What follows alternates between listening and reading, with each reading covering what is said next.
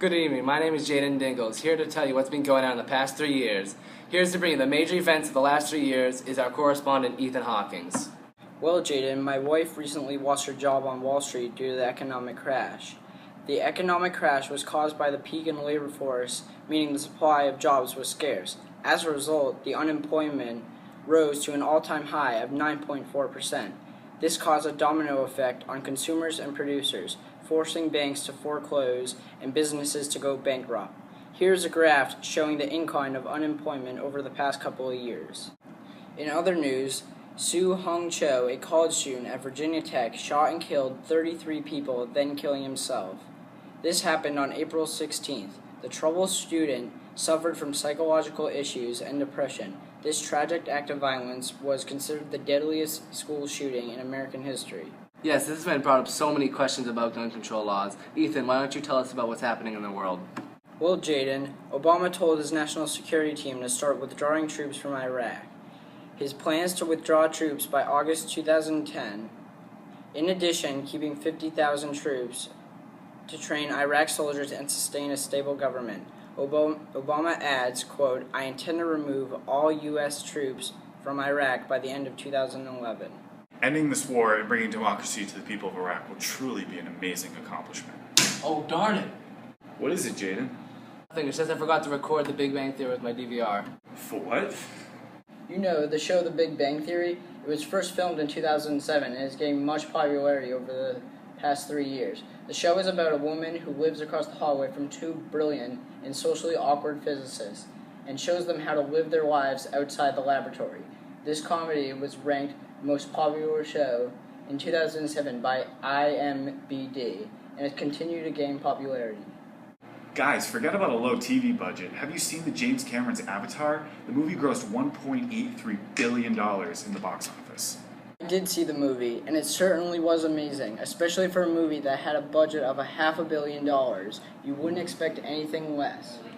Now we'll go to our political correspondent to tell us what's happening in the world.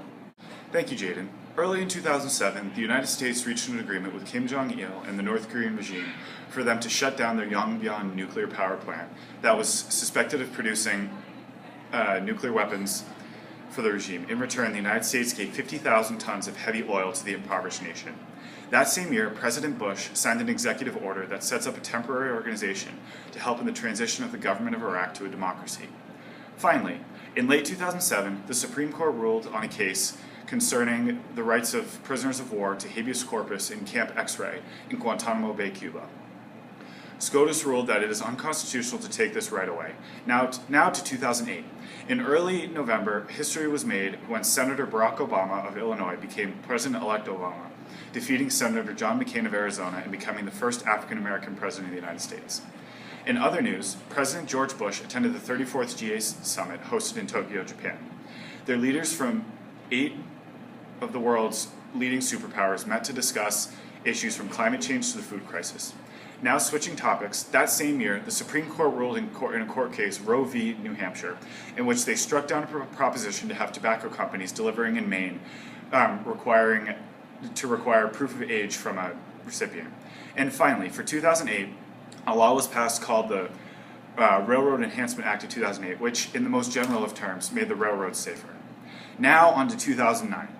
Early on in the year, history was made yet again when President-elect Obama became President Obama, the 44th President of the United States of America, and the first African-American to be sworn in as President of the United States.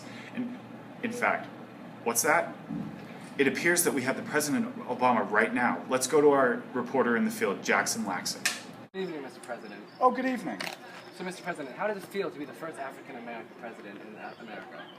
Pretty surreal, Jackson, but I have to say that I'm very excited to bring hope and change to the American people, and I'm much more interested in looking to the future instead of looking back.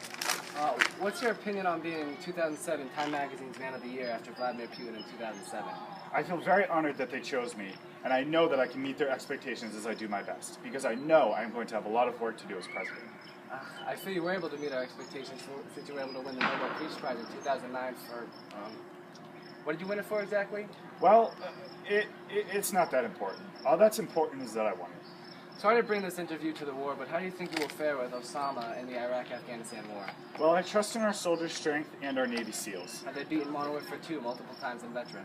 Yes, Jackson, they have beaten it many, many times. Well, I know that there are a lot of Americans looking forward to the next 4 years. I know you're a very busy man, Mr. President, so I'll let you go. Thank you very much, and thank you for your time. Thank you.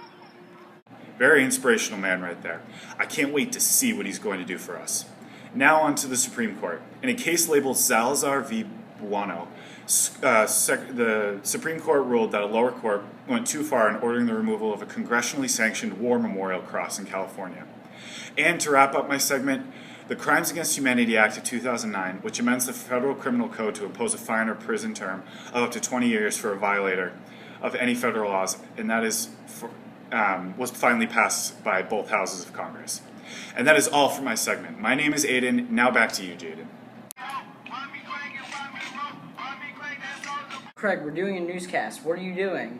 I'm listening to Soulja Boy, 2007's top song, followed by Beyonce's Irreplaceable in 2008 and Boom Boom Pow by the Black Eyed Peas in 2009. Greg, what type of phone is that anyway?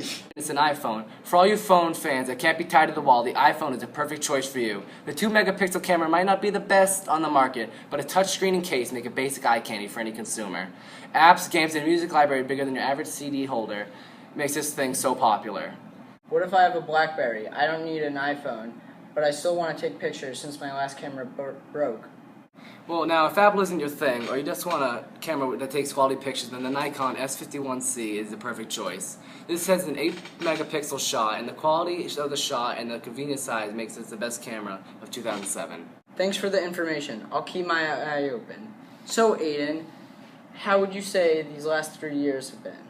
I feel that these years have been on a very up and down slope. Yes, I agree. Well, I'm Ethan Hawkins. And I'm just Aiden. And I'm Jaden Dingles, and from all of us at Fox News, have a lovely 2010.